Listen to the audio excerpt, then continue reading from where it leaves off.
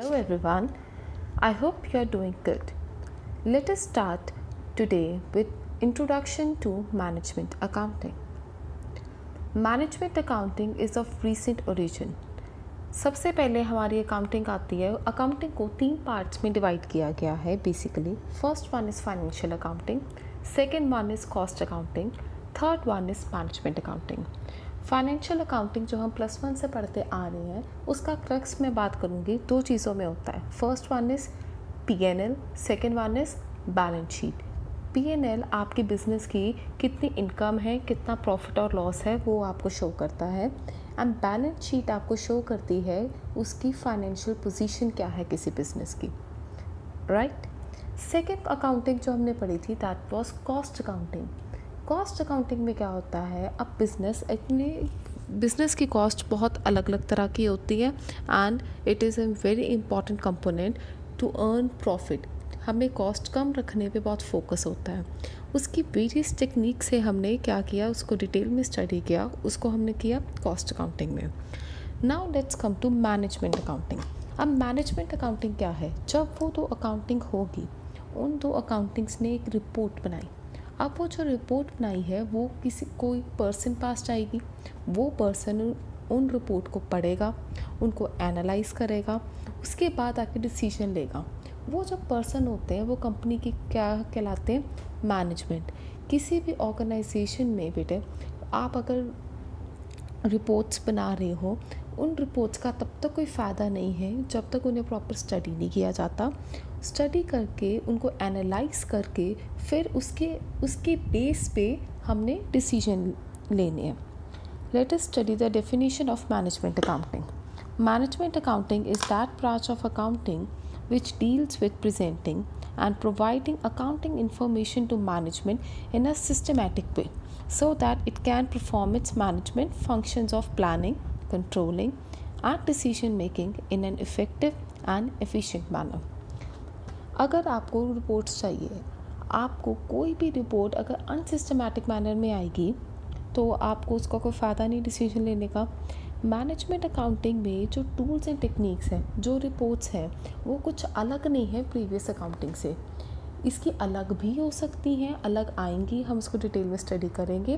Plus it is analysis of the reports from the financial and the cost accounting so that proper planning करके हम decision ले पाएँ, उस decision को हम उसको मॉनिटर कर पाएँ एंड उसको इफ़ेक्टिव मैनर में इम्प्लीमेंट कर पाएँ.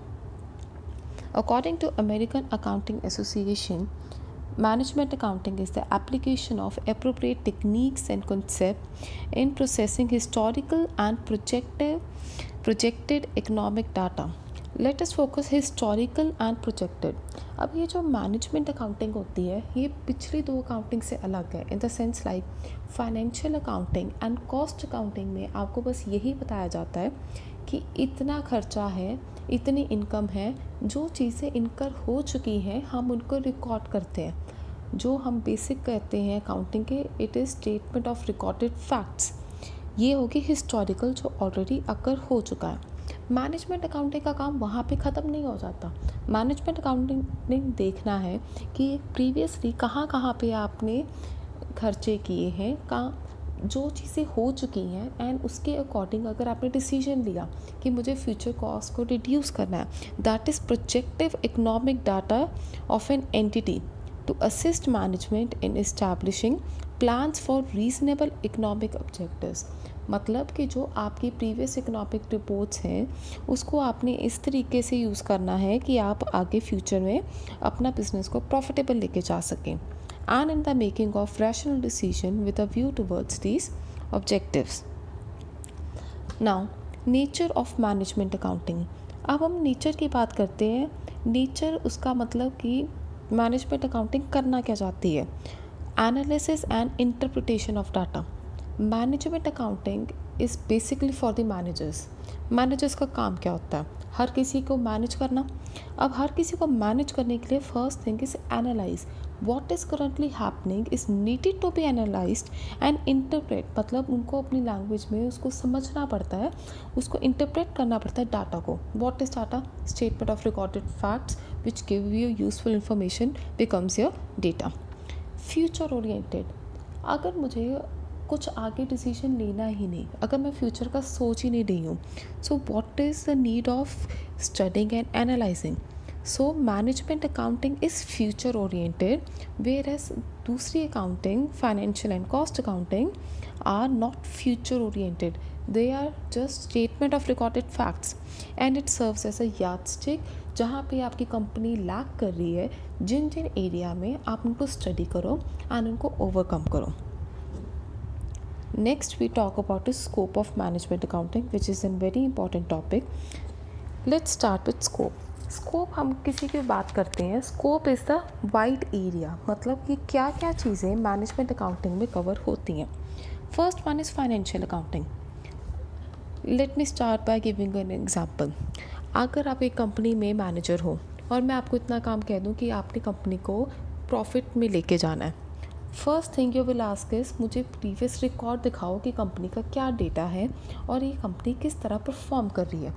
जो डेटा आएगा लास्ट ईयर की income statement and balance sheet से आएगा. Income statement and balance sheet are the two pillars of the financial accounting. Financial accounting, ठीक है, the performance appraisal is based on the recorded facts and figure which you can only get from the financial accounting. Second is cost accounting. Why cost accounting falls under the scope of the management accounting? Because cost forms a major part of the business and जब तक आप अपनी cost को analyze नहीं कर सकते and अपनी economical and non-economical cost को आप differentiate करके उसको study नहीं करेंगे, तब तक आप अपने business को समझ नहीं पाते. इसके लिए हम अलग अलग टेक्निक्स भी यूज़ करते हैं जो कि हमने पहले पढ़ी हैं, like standard costing, marginal costing, differential costing and opportunity cost etcetera. Next we talk about is forecasting and budgeting.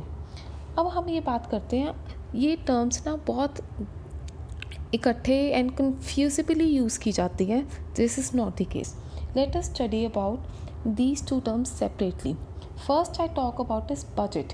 जब मैं हम बजट की बात करती हूँ, budget means plans, policy and goal of the enterprise for a definite period in future. Government है, हर 5 साल का बजट निकालती है. यूनियन गवर्नमेंट हमारी, रेलवे है हमारी, हर साल रेलवे का बजट आता है. वो 1 साल का आएगा, ठीक है ना, कि इस साल रेलवे ने क्या करना है. यूनियन हमारा 5 ईयर प्लान क्या है, बजट. जो आप बजट बनाते हो वो एक जो कि आपकी प्लान है, पॉलिसी है, और जो बजट में जो चीज़ें गिवन होती हैं उसको कैसे अटेन करना है उसका तरीका भी बताया जाता है. जब रेलवे बजट आता है तो वो बताते हैं कि हमने इतनी इन्वेस्टमेंट करनी है, किस तरीके से करनी है. That is all about budgeting which is for a definite period of future. Forecasting on the other hand is the prediction of what will happen as a result of a given set of circumstances. अभी हम बात कर रहे हैं 2020 चल रहा है, अभी हम कोरोना वायरस है. आप फोरकास्ट कर सकते हो कि सितंबर या अक्टूबर में ये कम हो सकता है. You don't have proper evidence, you are not sure about it will happen और not, you are just predicting. That is forecasting. Forecasting is a judgment whereas budgeting is an organizational object. कभी देखना किसी organisation के, government की forecasting नहीं होती है. Forecasting किसकी होती है, बिजनेस ऑर्गेनाइजेशन की. यही आपकी हॉरोस्कोप की फोरकास्टिंग होती है बिकॉज उसकी कोई गारंटी नहीं होती. Next is tax accounting and planning.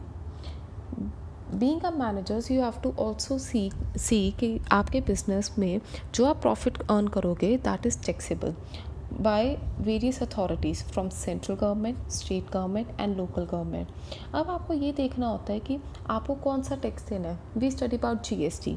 अब GST में भी 2 तरह के GST हो जाएंगे, ठीक है, जो आपने सेंट्रल गवर्नमेंट को पे करना है, CGST एंड SGST. अब कितना GST कौन सी गवर्नमेंट को देना है और आप कौन सी डिडक्शंस की हम बात करते हैं, आप कौन सी स्कीम में ऐसे इन्वेस्ट कर सकते हैं कि आपको डिडक्शंस मिल जाए 80C to 80U के अंदर. Proper tax planning and accounting वो तभी हो सकती है जब आप अपने प्रीवियस रिपोर्ट देख के अब इनकम टैक्स लॉस के अकॉर्डिंग मैनेजमेंट को डिसीजन लेना पड़ता है. इसलिए it falls under the scope of the management accounting. Next we talk about is internal control and audit. What is audit? Audit is when आपके अकाउंट्स को कोई एक वेरीफाइड जो सर्टिफाइड बंदा है उनको चेक करता है that they are according to the rules and regulations formed by the government और सेबी व्हाटएवर। अब हम यहाँ पे बात कर रहे हैं, अगर आपने कोई रिपोर्ट बनाई है उसको मैनेजमेंट ने देख लिया, that is an internal audit.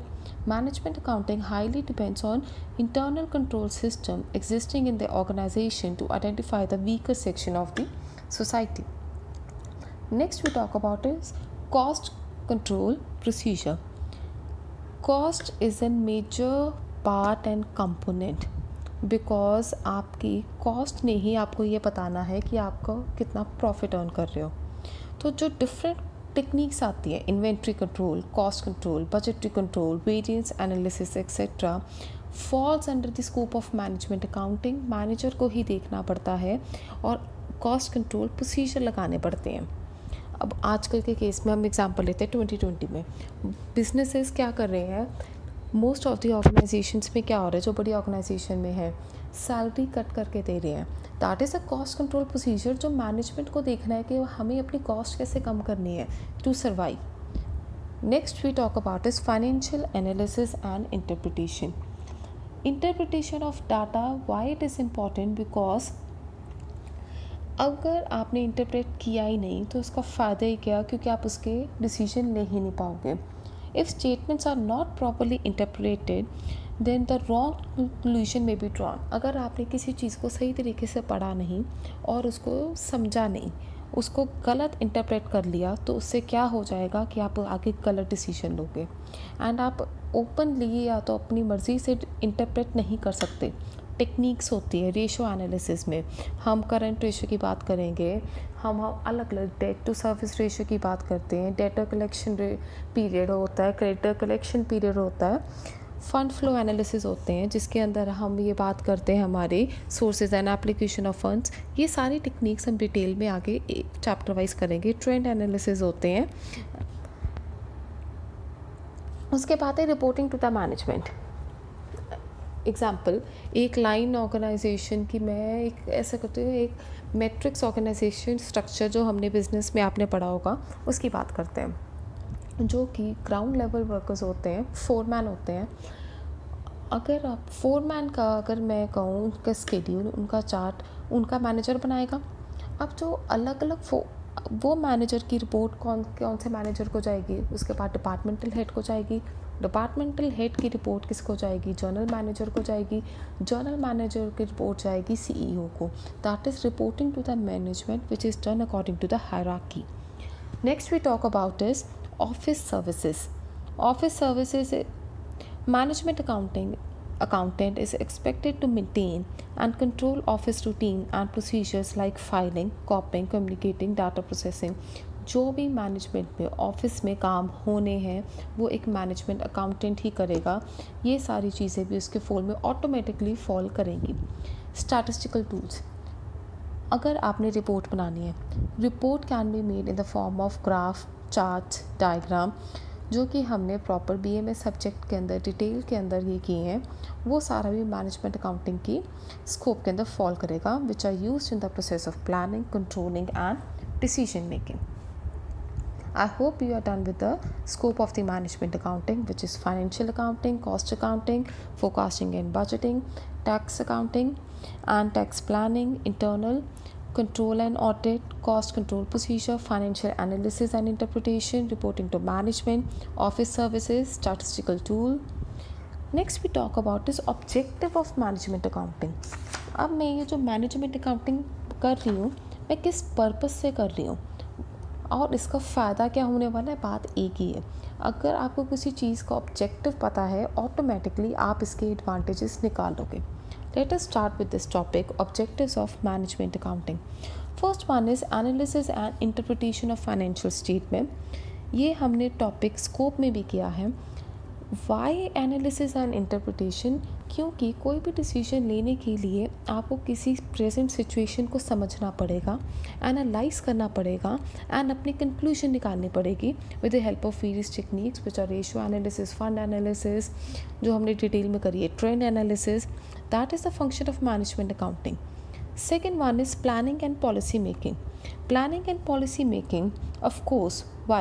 Because अगर आपने जो प्लानिंग करनी होती है, आपके पास बहुत से डिसीजन होते हैं लेने को, जैसे कि आपने नए गोल सेट करने होते हैं. It includes forecasting, setting goals and deciding alternative course of action. Example, एक मशीन है, वो ख़राब चल रही है, उसको रिपेयर करवाना है कि अब हमें उसको रिप्लेस करके उसकी जगह नई मशीन लेके आनी है. अगर मैं बात करती हूँ प्लानिंग की एंड ठीक है पॉलिसी मेकिंग की, हर कंपनी की अलग पॉलिसी है. जैसे कोई ऑर्गेनाइजेशन नहीं कह सकती हमारी सिर्फ कैश पॉलिसी है, हम अपने गुड्स ओनली कैश बेसिस पे दे रहे हैं. कोई पॉलिसी, ये किसी ऑर्गेनाइजेशन की ये पॉलिसी हो सकती है वो क्रेडिट देती है. अब क्रेडिट भी कोई शॉर्ट टर्म के लिए देगी, कोई लॉन्ग टर्म के लिए देगी. वो डिपेंड करता है आप कितना क्रेडिट दे सकते हो according to the financial position, आपके पास लिक्विडिटी पोजीशन कितनी है. एंड वो लिक्विडिटी आपको पोजीशन समझने के लिए क्या करना पड़ेगा, अपने फाइनेंशियल अकाउंट्स को स्टडी करना पड़ेगा. Next we talk about is decision making. अब आपके पास डिसीजन अलग अलग तरह के लेने हैं. एग्जाम्पल, अब मेजर अगर आपको मैं एक एग्जांपल देती हूँ, दैट इज़ एक्सपेंशन और डाइवर्सिफिकेशन ऑफ प्रोडक्शन. मैगी के एग्जांपल लेते हैं. अब मैगी के ठीक है जो भी मैनेजर है जो उसको चला रहा है, उसके पास दो ऑप्शन है कि या तो वो एक्सपैंड करे या तो डाइवर्सिफाई करे. Expand in the sense like Maggi चल रही है, अब मैगी आटा नूडल्स आई, उसके बाद ओट्स नूडल आ गई, that is expansion in one product. Diversification on the other hand is Maggi के सूप आ गए, मैगी का मसाला आ गया, दैट इज़ डाइवर्सिफिकेशन. अब हमें ये स्टडी करना पड़ेगा मैनेजमेंट को कि कौन सी चीज़ में ज़्यादा प्रॉफिट हो रहा है, कौन सा कंज्यूमर डिमांड ज़्यादा आ रही है, कौन सा एक्सेप्टेबल हो रहा है. That is an very important decision उसको. और वो कैसे लेंगे, वो एक रिपोर्ट प्रिपेयर करते हैं of the various alternative and जो बेस्ट ऑल्टरनेटिव होता है उसको वो चूज़ करेंगे. Next we talk about is controlling. Control क्या करना होता है, बहुत सी चीज़ें कंट्रोल करनी होती है. पहली बात कॉस्ट कंट्रोल करनी है, I am repeating again and again. दूसरी बात बिजनेस की एक्टिविटीज़ को कंट्रोल, अपनी मार्केटिंग स्ट्रैटेजीज़ को, अपने फ्यूचर को आपने कैसे सिक्योर करना है. कंट्रोलिंग इज़ एन वेरी, और आपके जो आपके बिजनेस में प्रोसेस चल रहे हैं वो प्लान के अकॉर्डिंग चल रही हैं कि नहीं चल रहे. हम बात करते हैं उसके बाद मैनेजमेंट बाय ऑब्जेक्टिव की टेक्निक, मैनेजमेंट बाय एक्सेप्शन की टेक्निक आ जाती है. इसमें जो अलग अलग आपने वर्क डिवाइड किया है, क्या उसके रिज़ल्ट जो आपने प्रोजेक्ट किए हुए हैं उसके अकॉर्डिंग आ रहे हैं कि नहीं आ रहे. अगर नहीं आ रहे, व्हाट आर द रीजंस. उसके बाद है coordinating. Why coordinating, because organisation में अलग अलग डिपार्टमेंट्स होते हैं, उन सबको मैनेज करना है. HR department, finance, R&D, research, अलग अलग डिपार्टमेंट के अलग अलग ऑब्जेक्टिव होते हैं जो क्लैश कर सकते हैं. So we have to find the best solution which serves the purpose of the all department. उसके बाद है communicating. What communicating? Communicating information among the department, among the organization about what you're doing for your business. Last is helps in evaluating the efficiency and effectiveness of policy. कोई भी policy कितनी successful है. हम बात करें government ने अगर policy बना के रख दी, ऐसा तो काम नहीं होगा. उस पॉलिसी पे काम करना पड़ेगा. काम भी कर रहे हैं, जिस काम का रिजल्ट ही नहीं आ रहा उसको करने का फ़ायदा ही क्या. उसको टाइम टू टाइम मॉनिटर करना है एंड उसको इफ़ेक्टिव वे में लेके आना है. These were the objectives of the management accounting. Next is tools and techniques. Tools and techniques ये लगा लो, ये सब काम करने में जो स्कोप है, जो मेरे ऑब्जेक्टिव्स हैं मैनेजमेंट अकाउंटिंग जब मैं कर रही हूँ, तो मुझे कौन कौन सी चीज़ों की ज़रूरत पड़ेगी which will help in making of the management accounting reports. First one is financial statement analysis, as we have studied.